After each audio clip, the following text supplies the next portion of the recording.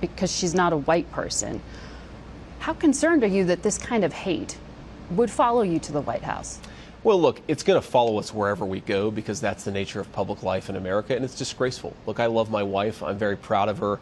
I'm extremely lucky to have met her and to have gotten the chance to build a life with her. And my attitude on this is if people want to attack me, attack my policy views, they're welcome to. I signed up for it. My wife didn't sign up for it, and by the way, she's way out of their league, the people who are attacking her. So I wish they would just keep their mouths shut or at least focus on me. But look, it's the nature of public life in this country. My wife's pretty tough, and she knows what we signed up for. I imagine it's hard to keep your temper when you hear things like that.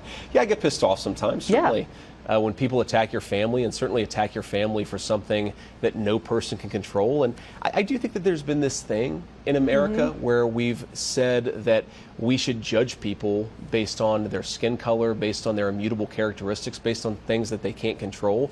I frankly think that, unfortunately, a lot of people on the left have leaned into this by trying to categorize people by skin color and then give special benefits or special amounts of discrimination. The Harris administration, for example, handed out farm benefits to people based on skin color. I think that's disgraceful. I don't think we should say you get farm benefits if you're a black farmer, you don't get farm benefits if you're a white farmer.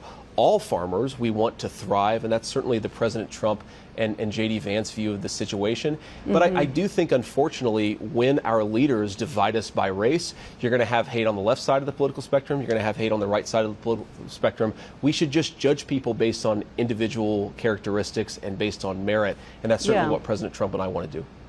But that wasn't born in the last 4 years. I mean, not at all. But I think that President Biden and Harris have certainly accelerated it. I don't think you've seen anything like what we've seen from Kamala Harris when it comes to handing out government benefits based on people's immutable characteristics. The actual legal enshrinement of discrimination in this country, we haven't seen anything like it in the last 30 or 40 years. Certainly back in the 60s and 50s, we all look at that as a period that we wanted to get away from, and in some ways the Harris administration has re-implemented it. I think it's pretty disgraceful.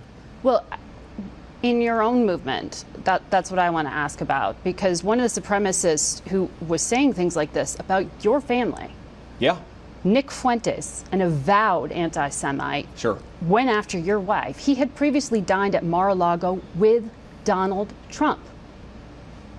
Does this have any room in your movement, in the MAGA movement? Of course it doesn't have any room in the MAGA movement, and of course you disavow him and this. And of course Donald Trump has criticized this person. Look, I think the guy's a total loser. Certainly I disavow him, but if you ask me what I care more about, is it a person attacking me personally, or is it government policy that discriminates based on race?